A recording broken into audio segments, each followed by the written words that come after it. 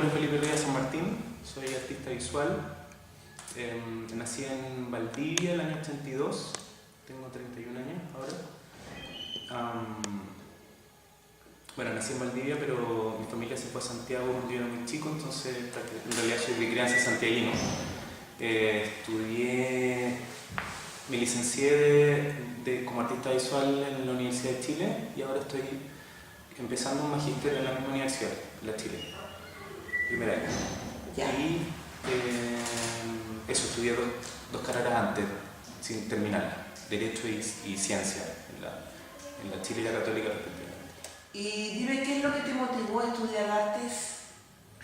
O sea, siempre me llamó la atención el arte, me pareció interesante. Siempre dibujé de chico, pero era esa típica cosa como de familia, tener que estudiar una carrera tradicional y no sé qué, como que lo dejé bloqueado y en algún momento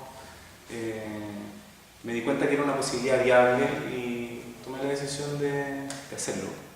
Pero sobre todo porque, bueno, cuando yo entré a estudiar arte había estudiado Derecho antes.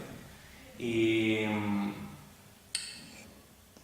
Derecho es una carrera muy súper opuesta a arte porque uno trabaja ahí con cuestiones que son como súper normativas. Y eso fue como de alguna manera lo que genera la necesidad de buscar como un espacio de desarrollo que no estuviera como tan normado. Y el arte creo que es un espacio privilegiado de eso, un espacio donde uno puede experimentar, donde uno puede crear cosas, donde uno puede transgredir, donde uno puede como pensar otras maneras que no son las tradicionales. Dime, ¿en qué consiste tu obra y qué provocó su creación? Lo que estoy trabajando ahora, bueno, yo en realidad tengo un trabajo transdisciplinar, o sea, trabajo en diferentes soportes y medios. Cuando entré a la escuela empecé a desarrollar performance, por ejemplo, porque empecé a trabajar el tema como de las identidades y el cuerpo a partir de las tecnologías, como la tecnología está haciendo carne en el momento. ¿Con qué tecnologías? Estaba trabajando con video y con internet. Y entonces de ahí empecé a pensar esta relación entre materialidad y tecnología, de alguna manera. Cuerpo y tecnología, lo material y lo virtual. Y además porque, bueno, soy un usuario de internet, como mucha gente, y es parte de mi cotidianidad actual, o sea, lo que uno hace normalmente, uno se relaciona con pantallas, con interfaces, etc. Entonces empecé a pensar eso y eso como estaba haciendo carne, como se materializaba también, esa cuestión que aparece muy inmaterial, tiene un efecto material también, nos constituye de alguna manera, determina una manera de relacionarnos, etc. Yo veo que te manejas mucho con el concepto de código. Sí. ¿Cómo está el código inserto en tu obra? Bueno, en el paralelo a este trabajo de las pantallas aparecieron los códigos QR en el año 2011 más o menos, en un uso publicitario. Y a mí ¿Cómo era esa publicidad? Era una publicidad donde salía Cecilia Boloco, ¿Ya? con un código QR en la boca y decía habla claro. Ya.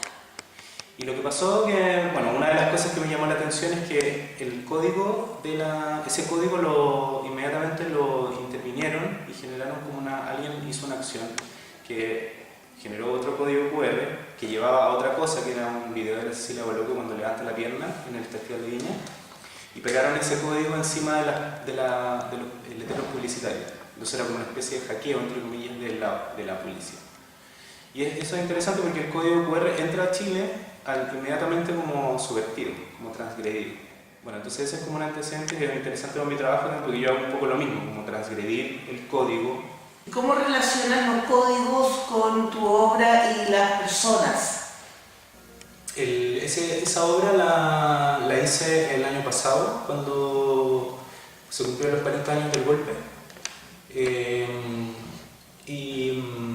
Bueno, empecé a trabajar esa obra y una serie de fotografías de la dictadura que las empecé a intervenir también con códigos QR.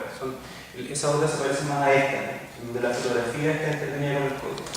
Y lo que empezó a darme vuelta en la cabeza con respecto a esta obra y a esa serie también era el tema de la circulación de los archivos que a 40 años del golpe comenzaron a inundar del ámbito de la cultura, digamos, del ámbito de lo social, la televisión, los medios, etc. Fue como una especie de boom de materiales, de memoria, de archivos, de cosas que nunca habían circulado. Pero además una circulación tecnológica, o sea, era todo mediado, todo como... Entonces empecé a pensar el tema de la memoria y la tecnología y los registros, la fotografía también, la fotografía de los detenidos desaparecidos en la época en que se tomaron además una fotografía analógica, que eran las fotografías que llevan los familiares de detenidos desaparecidos siempre en una fotocopia. Entonces, una serie de cuestiones como tecnologías precarias que estaban circulando y que eran como recursos de memoria al final. Yo estaba trabajando con los códigos QR, entonces lo que hice fue una especie de reactualización tecnológica de esas tecnologías más antiguas, analógicas, que son las que se utilizan y se utilizaron constantemente en el recurso de los movimientos de derechos humanos. O sea, el movimiento de derechos humanos utilizó tecnología de reproducción de imagen, de fotocopia, fotografía analógica, etc., como recurso de memoria. ¿Y cómo se relaciona este trabajo con las fotografías del siglo XIX? Bueno, yo creo que en ese caso hay como una especie de un ejercicio muy similar, pero tal vez como más radicalizado, porque ahí lo que hago es esas obras son intervenciones con serigrafía de fotografía original, de fines del siglo XIX. Son fotos que yo encontré en la basura y que me di cuenta cuando empecé a revisarlas bien, que eran de estudios fotográficos súper importantes chilenos, de los primeros que se instalaron en Santiago, Jefe, Adaro. Yo las tomé y las usé como para producir estas obras, que son intervenciones serigráficas donde reproduzco el etiquetado de Facebook sobre la fotografía.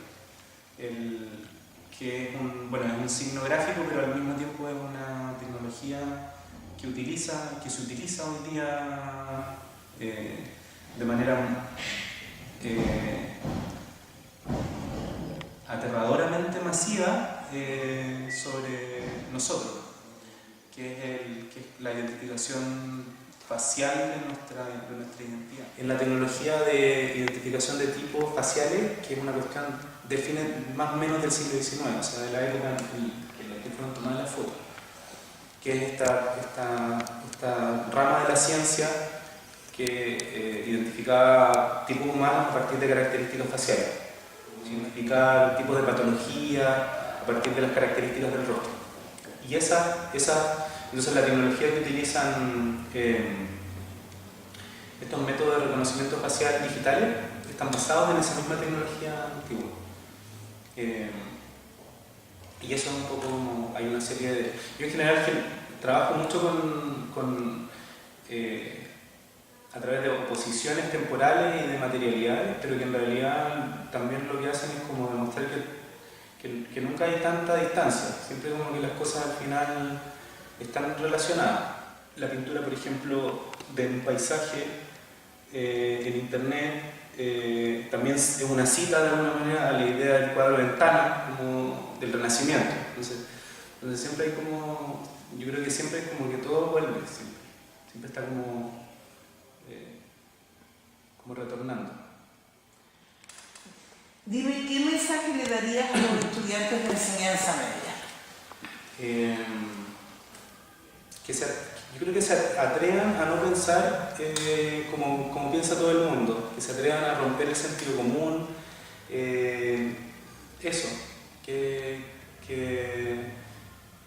como invitarlos en realidad a cuestionarse las cosas y creo que eso es muy enriquecedor, poder cuestionarse, siempre estar como atento, sospechando de todo, de alguna manera. Pero de manera alegre igual, como sin... sí, eso, como una invitación a